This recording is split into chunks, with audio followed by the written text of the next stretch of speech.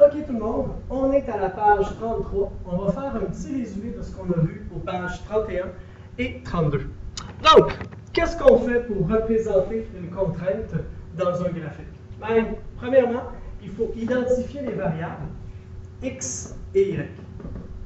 Bien, ça pourrait être x est égal à un nombre de ballons, y va être égal à un nombre d'heures. Vous avez besoin de lire le problème pour trouver c'est quoi vos variables. La même chose pour la deuxième étape. Vous devez poser l'inéquation associée à la contrainte. Bien, est-ce que ça va être x plus 3y qui va être plus petit ou égal à 100? Ou ça va être 7x plus 4y qui va être plus petit que 7? Encore une fois, vous allez devoir lire le problème pour trouver votre inéquation. Une fois que vous avez votre inéquation, il faut tracer notre droite. Et pour faire ça, il faut faire une table des valeurs qui va contenir 3 couples de coordonnées afin de tracer une droite. Il faut que je fasse une table de valeurs qui ait 3 couples pour tracer ma droite. Les points que je vais prendre, bien, généralement, je vais prendre 3 points. Je vais prendre mon point qui va être l'ordonnée à l'origine. Je vais avoir mon point qui va être l'abscisse à l'origine, puis un troisième point qui va être entre les trois pour que je puisse tracer ma droite. Donc, ma table de valeurs, mais ça va être tout le monde.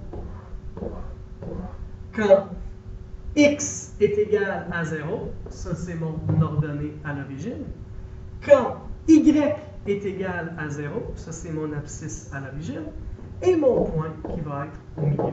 Il faut faire attention, le point du milieu, tout le monde, des fois, il n'existe pas. Par exemple, si votre graphique passe au point 0, 0. Mais généralement, c'est les 3 points que vous allez prendre. J'ai tracé ma droite. Quatrième étape, il faut que je m'assure que ma droite, je l'ai fait avec le bon trait.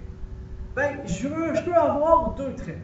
Si mon équation, elle est plus grande ou égale, ou plus petit ou égal, le mot important, tout le monde là-dedans, c'est le mot égal. Il va falloir que je fasse un trait continu ou un trait plein. Que veut dire le trait plein? Ça veut dire que si je prends un point ici, ce point-là, il est OK, il répond à la contrainte. Fait que peu importe, c'est OK. Ma droite représente le égal. Fait que si j'ai plus petit ou égal ou plus grand ou égal, je suis correct, je fais mon trait plein. Cependant, si c'est seulement plus petit ou plus grand, il faut que je fasse un trait pointillé. Mon trait pointillé, qu'est-ce qu'il va dire? Bien, il me dit qu'un point qui est sur la droite, il n'est pas OK pour la contrainte. Ça ne marche pas. On répète, ma droite veut dire égal. Mais ici, je n'ai pas de égal. J'ai plus grand ou j'ai plus petit. Donc, tous les points sur ma droite ne sont pas OK. Donc, ma droite, elle est tracée. Qu'est-ce qu'il me reste à faire? Bien, je vais avoir besoin de transformer mon équation sous la forme y, 3 petits points, en x plus b. Par exemple, si j'ai l'équation suivante, 4x plus 7y plus 3 est égal à 0. Il va falloir que je transforme ça dans la forme y, 3 petits points, en x plus b. Mon 3 petits points, ben, il veut dire que ça va être soit plus petit, soit plus grand, plus petit ou égal, plus grand ou égal. On y va, on le fait ici. Donc, je vais avoir mon y tout seul. Je vais enlever mon 3 de chaque côté. Je vais donc avoir 4x plus 7y est égal à moins 3. Je vais soustraire 4x de chaque côté. Je vais donc avoir 7y est égal à moins 4x moins 3. Et je vais diviser par 7 de chaque côté pour arriver à y est égal à moins 4x moins 3 divisé par 7. Faites attention. Donc ici, j'ai ma forme y est égal à quelque chose sur ax plus b. Faites attention, si vous divisez ou si vous multipliez par un nombre négatif, n'oubliez pas que vous devez inverser l'inéquation. Donc, j'ai transformé en y est égal à moins 4x moins 3. J'ai fait ça. Il faut que je choisisse le demi-plan associé à l'équation. Donc, premièrement, j'ai transformé j'ai transformé dans ma forme y est égal à ax plus b. Et là, ce que je dois faire, c'est que je dois choisir le demi-plan. Comment on fait pour choisir le demi-plan? Il faut regarder le symbole de l'inéquation.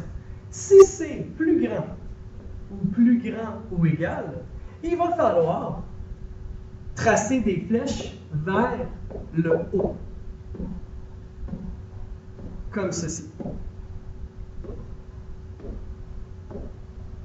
Vu qu'on cherche des y qui sont plus grands, il faut qu'ils soient en haut de la droite. Ça veut dire quoi? Ça veut dire qu'un point qui est ici, mon point, il est OK.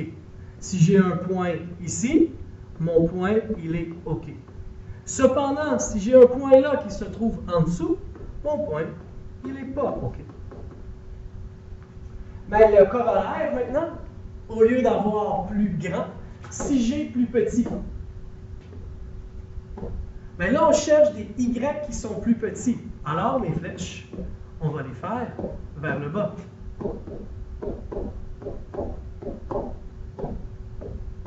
Qu'est-ce que ça veut dire? Ça veut dire qu'un point qui est ici, ce point-là, il répond à ma contrainte, il est OK.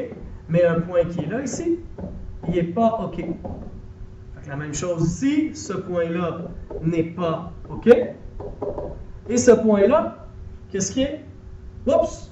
Pour venir, si ma ligne elle est pointillée, est-ce que c'est OK ou c'est pas OK?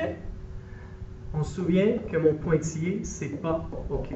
Mais un point ici, ça va être OK. Fait que voilà tout le monde les étapes pour faire représenter une contrainte dans un graphique.